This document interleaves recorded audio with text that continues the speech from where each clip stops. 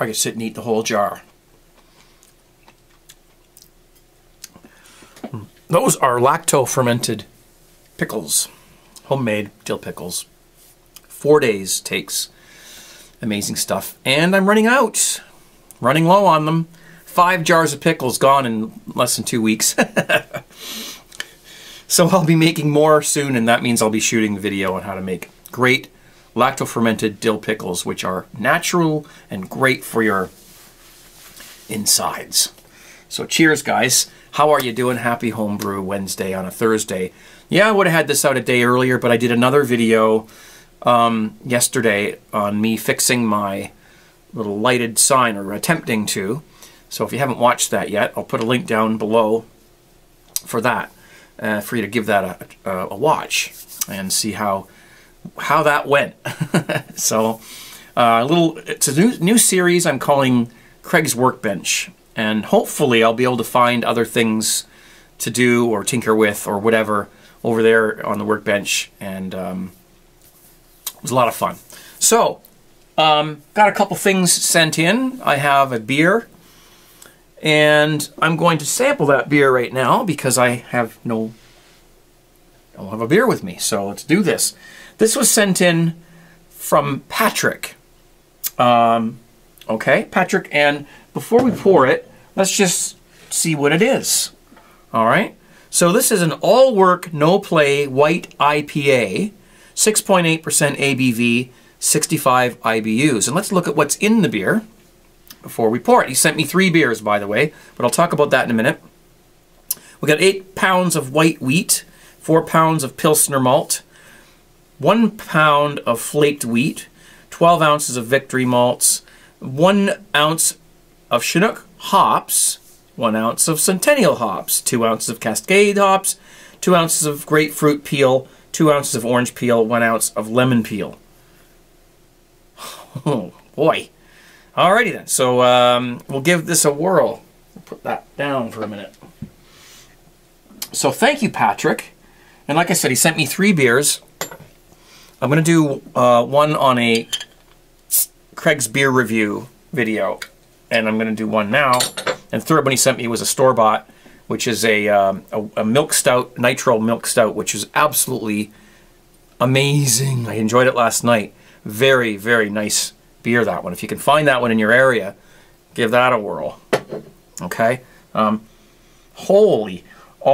my goodness, this smells so good. All right, let's give this a go.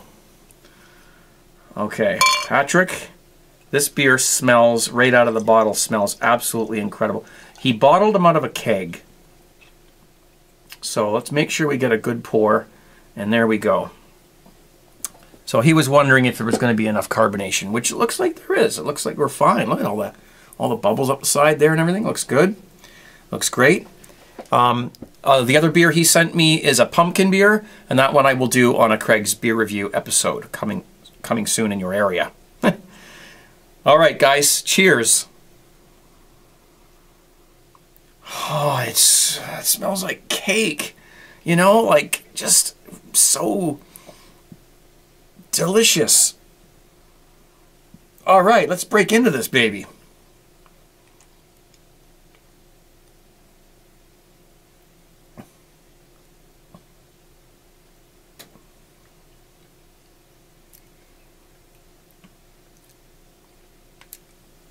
Stop the presses. This is an absolutely amazing beer. Did you enter this into this SJ Pour Challenge? You would have won. Let me try and describe it. I mean,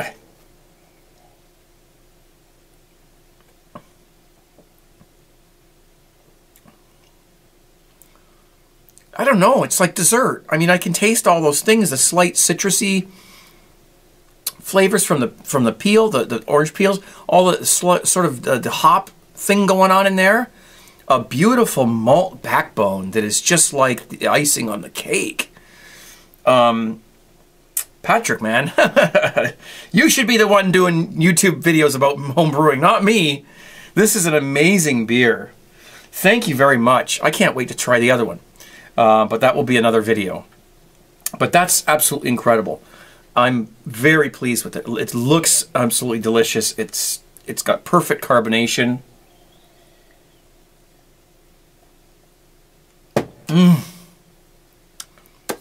Oh, it's good. It's really good. I wouldn't like. I get my neck hairs are standing up. No, that's a very good, a great job you did there. Holy crap! See, there's some great beers around. People are I mean, I can't go to the store and easily, if at all, find a beer that tastes as amazing as this. I mean, it's craft beer at its best. And I'm not trying to, you know, kiss his ass because he sent in some beers. I mean, I'm going a little off the deep end with this because it is really, really good tasting beer. One more.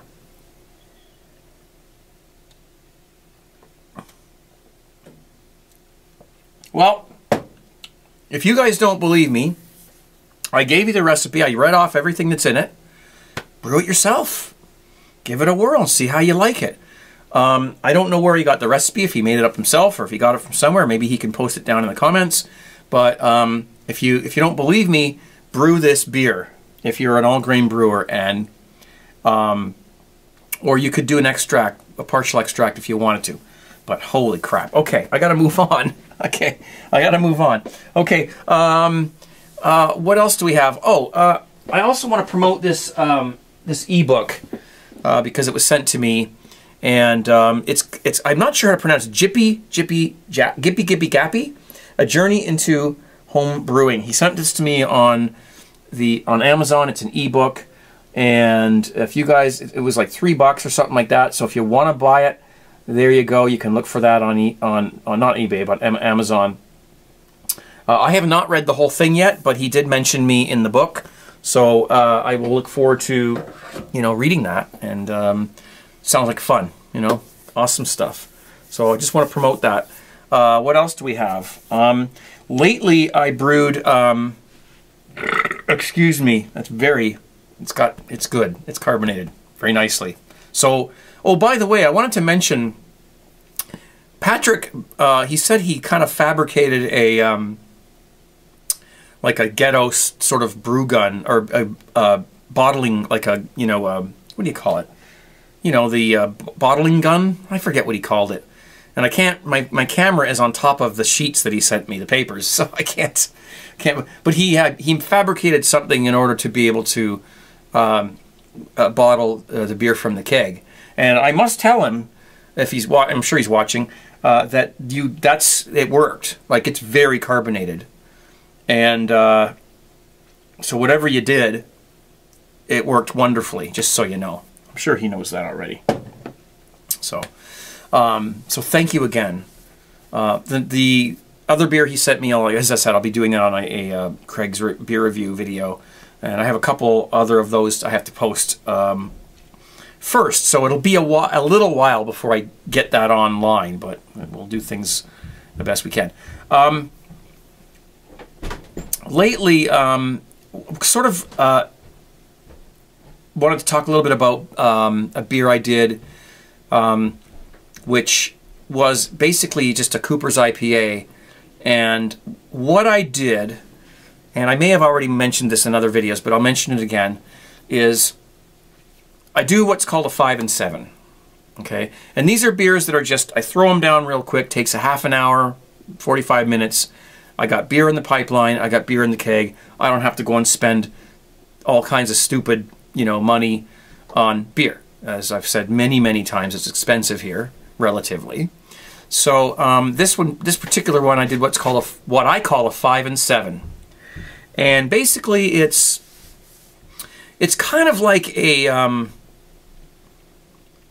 it's a bit of a compromise, okay? It's brewing on a budget, but also getting decent taste and alcohol content and whatnot too. So take the can of Cooper's, in this case it was a Cooper's IPA, and then I add 500 grams of dry malt extract and 700 grams of dextrose. I know it sounds like a lot, but the beer tastes good, and it has nice head retention, and it works, and you got, you know, about 5.5% alcohol, and it's inexpensive. Okay, so I mean that's what I did here.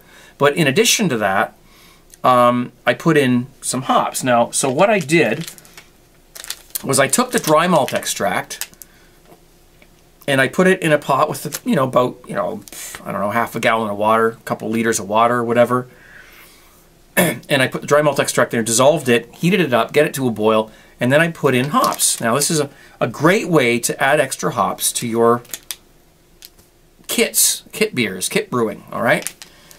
So I put in 1 ounce of Citra, okay? And let that go for about, 8 minutes. And then I added 1 ounce of Crystal. Let that go for about 3 minutes. I was going to do 15 and 5, but when I put the Citra in, I got the nice aroma and everything. And after about 8 minutes or so in the boil, you started to lose that nice floral, citrusy aroma. So I said, okay, I'm not going to prolong this anymore. I threw in the Crystal, let it go for 3 or 4 minutes, and then I used that as my strike water for my Cooper's IPA. And, you know, you put the can in and the dextrose and whatnot too. So, simple brewing. It doesn't taste like this. It doesn't. But it's damn good. And so that was about a week and a half ago. And last night I kegged it and I, you know, carbonated it. And I, you know, had a couple of glasses. Of course, it's not very clear at the moment. And holy crap. Hops, man. Oh. And I had more than a couple glasses. I had 3 or 4 glasses of that.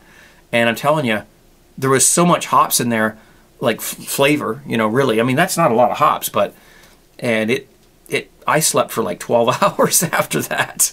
It threw me for a loop, no problem.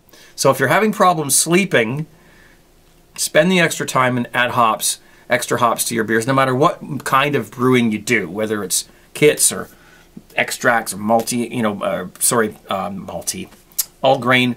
It is 6.8%, so, you know, it's strong. All grain or partials or you know, mini mashes, whatever. Get those hops in there because they relax you and they help you sleep. They really do. It's no word of a lie. Hops, as you may know, are cousins of cannabis. Okay, so they're from the same family. And although hops I don't think you can smoke them or whatever, but I don't know, I've never tried. They don't get you high, but they have the same mellowing effect. So, you know, if you're one of those people who, and you know, I have episodes as well of anxiety or whatever. If you're one of those people, hoppy beers are good. They're, you know, they calm you down. They make you feel content, and they help you sleep. And it's a little bit of advice. It's not a tip of the week, but that's advice. By the way, we do have a tip of the week, and this is, thank you guys for sending in your tips of the week. I've decided not to mention names because some people have their full name and some people have their email name, and I don't know. So, but you'll know who you are. This tip of the week is about hydrometers and what to do when you take a reading from your beer. So you've got your hydrometer. I don't have one with me right now, but let's say you've got your tube, your testing tube, your sample tube, okay? And you've got your hydrometer, and then you take your sample and you put it in the tube, and before you take a reading, you need to degas the beer. What does that mean? Well, if you notice, when you put the beer in the test jar, there's probably going to be some bubbles in there. Your beer partially carbonates during fermentation. There are CO2 gases, or there is CO2 gases trapped in the beer when it ferments. So when you put it in the test jar, that can actually affect your reading. The hydrometer, it will actually lift your hydrometer up a little bit if there's carbonation in there. So make sure what I do is I put the hydrometer in and I slosh it up and down a few times inside the test jar, just to get all the gas out of the beer. And then take your reading. And spin the hydrometer. Give it a little spin before you take the readings. Make sure there's no gas bubbles trapped on the bottom of the hydrometer that are lifting it up. And I have a hydrometer video on YouTube that has had a lot of views. It's one of the #1 videos that I've ever posted on YouTube. It gets the most views out of all of my videos. And it's called Hydrometers 101, I think. Or all about hydrometers. I'll put it in the bottom of the screen. And I'll put a link to it in the more info section for you as well, in case you haven't seen it. It's a very detailed thing about hydrometers, and I think it's something that, you know, if you haven't seen, you probably would have, or you should have it under your belt, just so you know. All right. I'm sorry, this isn't. I've got half in the bag from just that. Just that. It's an amazing beer. Ah, good stuff. Good stuff. That was your tip of the week, guys. I got lots of tips of the weeks sent in. So it's going to take me a long time to get through them all. I might do 2 a week or something like that, so that we can get through some of them quickly. But you guys sent in, some of you sent in some great tips of the week, and good information there. Some of them I have to try. There's a few of them there that, you know, someone says, you know, do this, this, and this, and I'll think, okay, well, I got to try this before I actually tell people that it works. So I will be trying your tips of the week to see if they actually work. And I'm not saying I don't trust you, but just so that I know that firsthand that it's a good, you know, a thing that works. Okay. I'm kind of out of time, I think, but I really want you guys to, if you haven't already, I put a video out on, as I said earlier, on a sign that I got, a lighted, illuminated sign I got from a guy named Andy, and we had some trouble, and it's not his fault, with the lighting fixture inside the sign. It was burning out, and we kept, you know, we replaced it, and it burned out. So I had a go at trying to modify this thing to make it work. So if you want to see the results of that, there's a link down below to that video, and if you haven't already watched it, it's there. It's 20 minutes long, and it was a lot of fun, and it's part of a series that I'm going to be doing hopefully more often. Okay, so I think I'm out. I think I'm done. Oh, and as Steve Jobs used to say, there's just one more thing. I left the, you know, the best till last, if you will. I want to give a shout out to TG T-shirts, because he approached me, I don't know how long ago it was, a year or so ago, or a year and a half or something like that, maybe even longer, I don't know the exact time, and said that he could make T-shirts for me that wouldn't violate YouTube copyright and whatnot, because of the, you know, the logo and everything. And, you know, I decided to go in and let him do this. Well, he has done an absolutely amazing job at not only designing the shirts with me, but also manufacturing them and having them shipped promptly and accurately, and everyone gets their shirts, and there's been no complaints as far as I know. The shirts are excellent quality. Like, I mean, they're good quality shirts. They're not garbage. They're thick. They've got the ink on them is thick. They're going to last, you know, in the wash. And I just wanted to give a shout out to him, because he has done an absolutely amazing job at extending this part of CraigTube out to you guys. Those of you who've purchased shirts, you know what I'm talking about. And if you haven't done so, there's a link down below if you want to buy one. But I you know, it's not all about, you know, just selling stuff.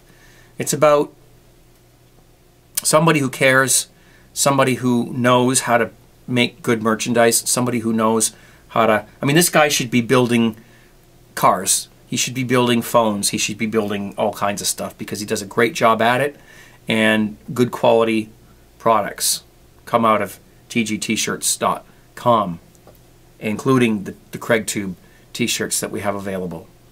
So cheers to you. I don't want to say his name. I don't know if he wants me to say his first name or whatever, but he knows who he is, and I know he watches this video. So cheers to TG T-shirts. Keep up the great work. Excellent job. Thank you very, very much. Cheers. Guys, I'm out of time. Thank you for watching. Got a little bit of this left. I'm not going to chug it because it's a waste when you do that. I'm going to sip this and enjoy. And you do the same. Cheers to you, and we'll see you very soon. Bye, guys. Cheers out.